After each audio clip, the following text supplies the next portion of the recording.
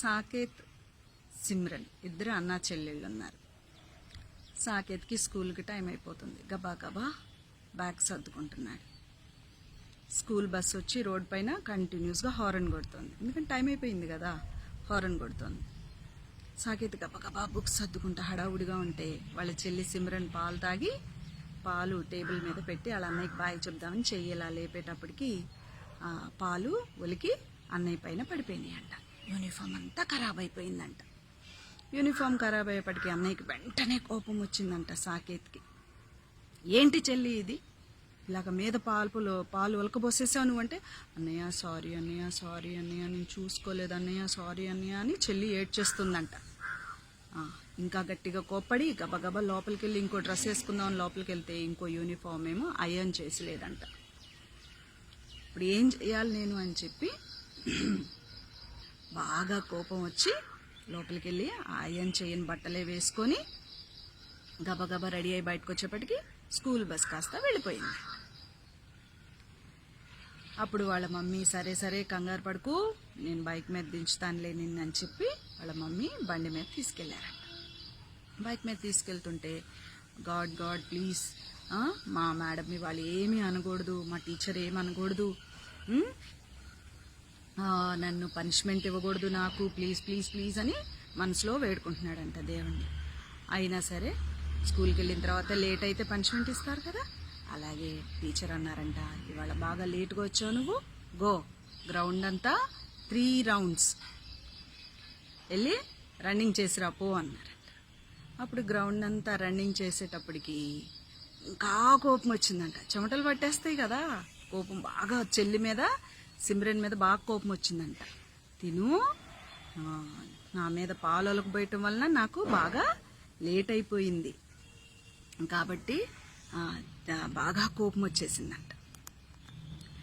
కోపం వచ్చేటప్పుడు ఇంటికి వచ్చాడంట. కోపం స్కూల్ అయిపోయింది, ఇంటికి వచ్చాడంట.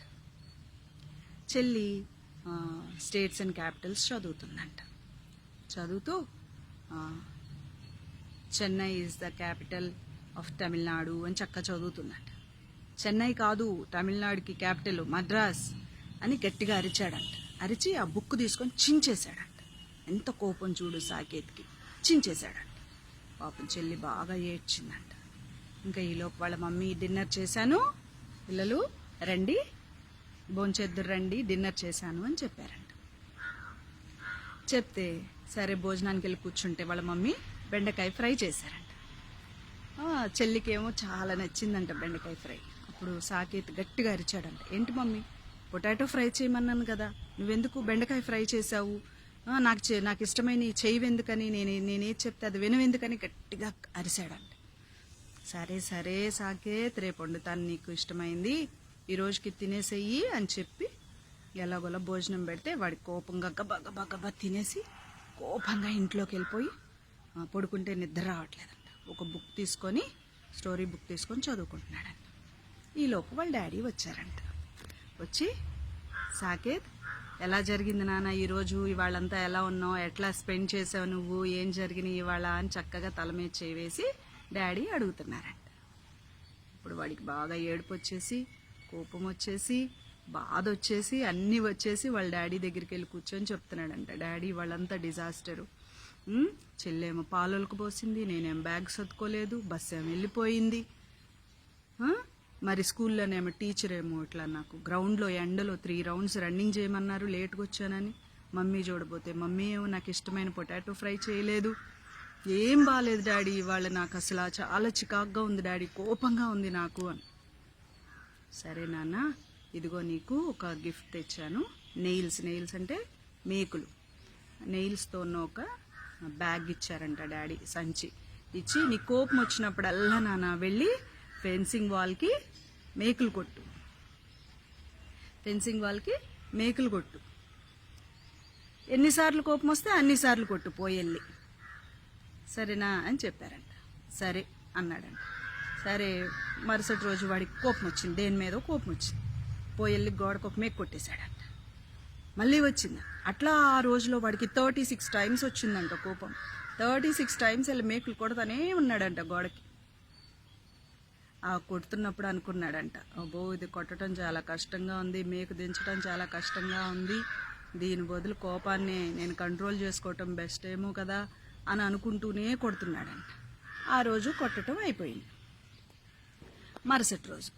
మరుసటి రోజు కూడా కోపం వచ్చింది. కాకపోతే నిన్నటికన్నా ఈ రోజు తగ్గిందంట కోపం. ఈ రోజు 20 మేకులు కొట్టాడంట. ఓకే, 20 మేకులు కొట్టాడంట. అట్లా రోజు రోజుకి మేకులు కొట్టడం తగ్గిందంట.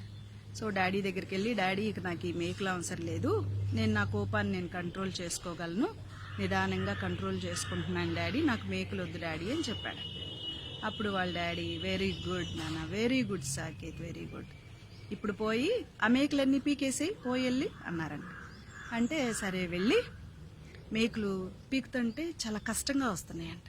అయినా బలవంతంగా గట్టిగా లాగేశాడంట. మేకులు లాగేసేటప్పుడు చాలా కష్టం అనిపించిందంట.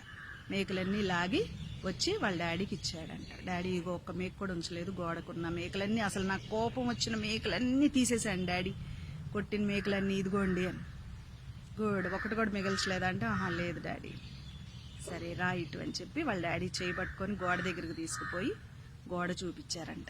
ఇదివరకు ఇట్లాగా ఉందా ఈ గోడ అంటే, లేదు నాన్న. ఎలా ఉంది అంటే మొత్తం స్పాయిల్ అయిపోయింది, అన్నీ రప్చర్ అయిపోయి ఇట్లా రంధ్రాలుగా పడిపోయినాయి, హోల్స్ పడిపోయినాయి, చుట్టుపక్కలంతా పెచ్చులంతా ఊడిపోయింది, ఇట్లా గీతలు పడిపోయింది, డ్యామేజ్ అయిపోయింది డాడీ గోడ. అంతేమ్మా, ఏ హార్ష్ వర్డ్, ఒక పదునైన మాట, harsh word stirs up anger, కోపాన్ని రెచ్చగొట్టేస్తుంది. కోపాన్ని ఒక పదునైన మాట, ఒక హార్ష్ మాట, అదే నువ్వు స్మూత్గా మాట్లాడితే గాయాన్ని మానుపుతుంది, హీల్ చేస్తుంది. Smooth words heal the wound అని చెప్పారంట. నువ్వు ముందు రోజే బ్యాగ్ సర్దుకొని ఉంటే నీకు లేట్ అయ్యేది కాదు కదా. పొరపాటున చెల్లి చేయి తగిలి పాలు పడిపోయింది, నువ్వెప్పుడు ఏది ఒలకబోయకుండానే ఉన్నావా? అది జస్ట్ అన్ యాక్సిడెంట్, పొరపాటుగా జరిగింది. అయినా చెల్లి ఎన్నిసార్లు నీకు సారీ చెప్పింది, నువ్వెందుకు రిసీవ్ చేసుకోలేకపోయావు సారీని? నువ్వు కోపంగా చికాగ్గా ఉండటం వలన నీకు టీచర్స్ ఏదన్నా నీకు మంచి చెప్పినా కూడా అది చెడుగా వినిపిస్తుంది. ఎవరు నీకు మంచి చెప్పినా అది నీకు చెడుగా వినిపిస్తుంది. ఎందుకని? నీ కోపం నిన్ను మంచిగా ఆలోచింపనివ్వదు. అట్లాగే మమ్మీ నీకు బెండకాయ ఫ్రై చేసింది, ఏమైంది? నీకు ఇష్టమైన ఎన్నిసార్లు మమ్మీ చేసి పెట్టలేదు, నీకు ఏది మంచిదో మమ్మీకి తెలియదా? మమ్మీ నీకు మంచిది, నీ శరీరానికి ఏది కావాలో అదే కదా వండి పెడతారు. డైలీ పొటాటో ఫ్రై తింటే అది హెల్దీ కాదు కదా, అన్ని కూరగాయలు నువ్వు తినాలి కదా, మరి అక్కడ నీకు మంచే జరుగుతోంది కదా.